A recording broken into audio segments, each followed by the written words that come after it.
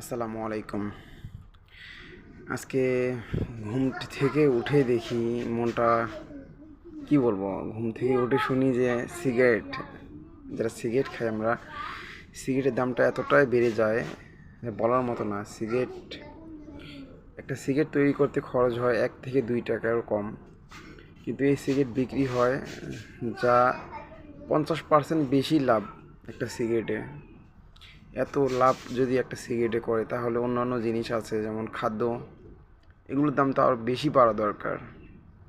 একটা সিগারেটে যদি এত টাকা লাভ করে কোম্পানি, তাহলে আমাদের মতো ভোক্তা কি করবে? সিগারেট তো এমন একটা জিনিস, এখন মানুষ না খেলে চলে না। আর ঘুম থেকে উঠেই যখন শুনি সিগারেটের দাম বেড়ে যায়, তখন মনটা কেমন লাগে? আসলে বলার মতো তেমন কিছু নাই, আমাদের দেশটাই এমন।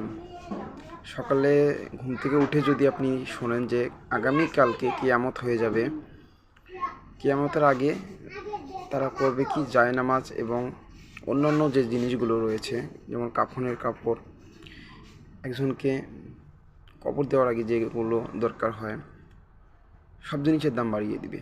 কারণ যে দেশে করোনা নিয়ে ব্যবসা শুরু করে, সে দেশে ভালো কিছু আশা করা যায় না। এই দেশটা আসলে চোরের দেশ, যারা লুট করে খাবে তারাই ভালো।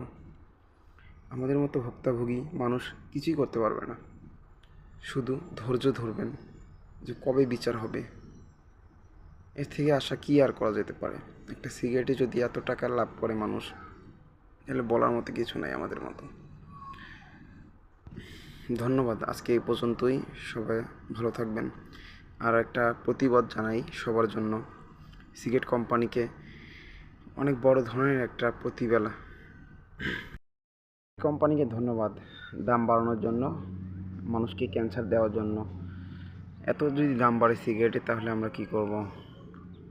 একটা সিগারেট খরচ হয় মাত্র 1 থেকে 2 টাকারও কম, আর একটা সিগারেট বিক্রি করে 10 টাকা 12 টাকা, অনেক লাভ। এত লাভ দিয়ে কি করবে? আর কি টাকা কবরে নিয়ে যাবে নাকি? একটা সিগারেট বানাইতে কয় টাকা খরচ হয় আপনারা বলুন? সিগারেট খাওয়া বন্ধ করতে হবে। মাত্র একদিন যদি সিগারেট খাওয়া বন্ধ করেন, তারপরে দেখবেন সিগারেটের দাম হয়তো কমে গেছে। একটা সিগারেটে কত খরচ হয় আপনারা বলুন? সিগারেটের দাম এত যদি বাড়ে, মানুষ কী করবে?